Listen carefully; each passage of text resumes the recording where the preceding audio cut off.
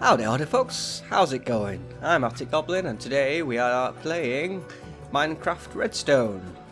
Technically not playing, it's more a tutorial really. Today I'm going to show you how to make an XOR gate and explain what it does. And to explain what it does, we're going to do a 2x2 hidden door, which is that, pretty much. So you can have a nice little hidden door. There is ways of making it better hidden. You have it coming up from the bottom and going up from the top. That way you can hide the mechanisms better. But this serves well. It works quite well for me. I tend to put decorations and stuff around it to make it look less like an actual door, because that does look quite like a door. But the main reason for the XOR gate is you can turn it on at this side, go through and switch it off at the other side, and vice versa. Basically, an XOR gate is a two-way switch. Is the main thing I use it for, is a two-way switch. It's quite a simple one. To people who've just started using Redstone, it does look quite complicated.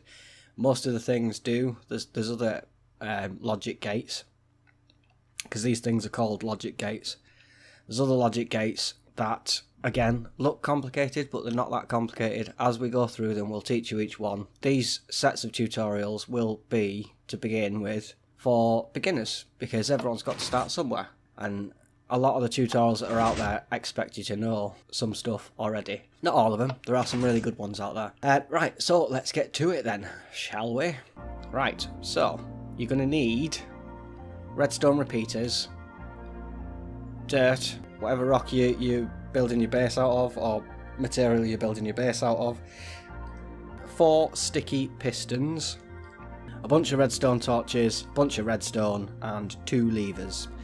You can't use buttons with this, because then if you press a button, it'll open and then shut straight away.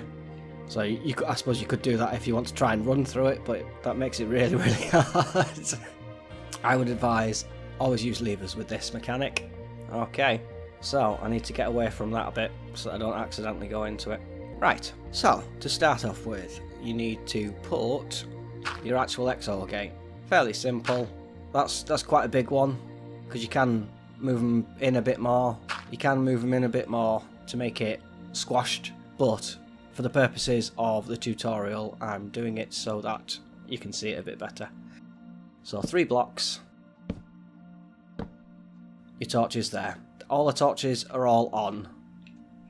The torches are a minus negative sort of thing. So if there's no power coming into it, it'll be on. If there's power coming into it, it'll be off when you put it up like this. So we power that block and that block. We power both them blocks there, making that nice and easy. And we use the power from that one to turn them off. There we go. So the output will always be off. You can put it there, and then you can have your bit coming out. So all you have to do is you can put it on either of them 2 bits. I usually just put it on that one, it's easier. Makes it easier for me to remember what I've put in. And then your lever goes in, and there you go, you see? It switches on and off. And you can have the same on the other side. On and off. So, now you've built your XOR gate, your basic function for that, you can start using it for what you want. So, we're going to go for, put a sticky piston there, and a sticky piston there. The reason we've left a space is because if we put that in there, it'd only power the bottom one. Whereas if redstone is pointing into a block, it will power that block. Same effect. But that means we can put some redstone on top and it'll power both of them. So that's one side. Nice and easy. The second side, you have to dig down a little bit, because otherwise you'd put it across and everyone would be able to see the actual redstone, and they could easily break it. So you dig down a bit, shown here. Dig down a bit, put in a redstone repeater, I'll explain them in a second, and then dig back up again. If you're leaving a line of redstone, always dig 3 down, not 2, because if you go 2, whenever you put a block there, it cuts it off. So if you go 2 down and you was putting your blocks there, you see it'd cut it off.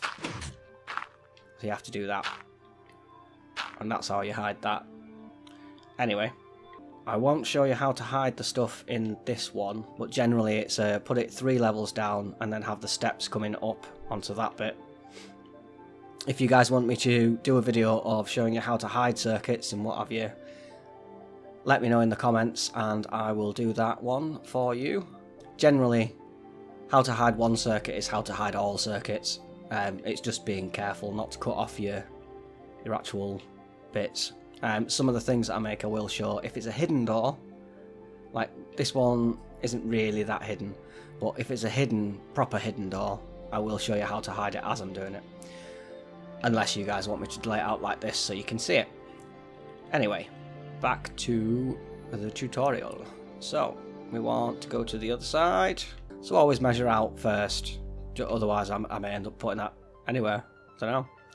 So it's one for your piston, 1 for open, and 1 for your block. So one for your block, 1 for open, 1 for your piston. You always need to face the right way with pistons, because if you face that way, it'll go that way. If you face that way, it'll go that way. You will put them down. I will put them down quite a lot in the wrong places. Go away. There. And it's the exact repeat of that side on this side. You see, no power goes into it. The reason for this is redstone will only travel, i.e., because redstone is electricity, but basically, it will only travel so far. So, you need a redstone repeater. I believe it's 15 blocks that it'll go, so there you go. That's what your redstone repeater does. That's one of the things your redstone repeater does. I'll show you what the other bit in a second. So that's your basic circuit. Door, open, and close, and it'll work for both switches. So we need to extend that now, because obviously you don't want your switch miles away from your door. So it's about in line with the door. There we go. Excellent. I was thinking that might have been too far for the actual thing, but it's alright, it's worked. Cool. Same on the other side.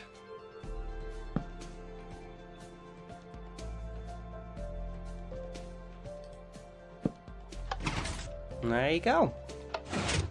That is a very, very simple door. Through and close. Open, through and close. Nice and easy. On the one over there, I had to put an extra redstone repeater in because of the length of this. Because if we hide it, I will hide this one. I wasn't going to, but I will hide this one just to explain the other part of the redstone repeater. 1, 2, 3. No copy.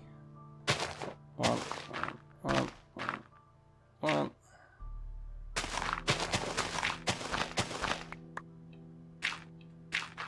Nope, too many.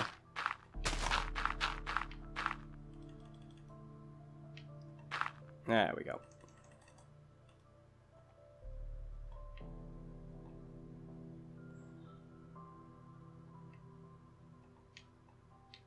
I need to turn it on so I know how far that goes. That goes to about there. Put a repeater in. Cool. Right, now that it's hidden away, so to speak, because you can hide it by going doop doop doop doop doop doop doop. There we go. Now that it's hidden away, you see the switches aren't quite in time with each other anymore.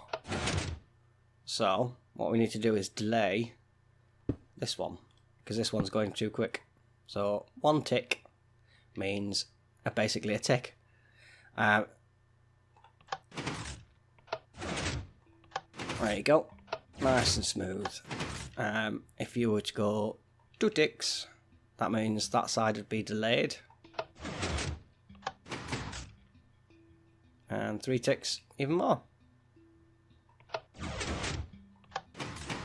You see?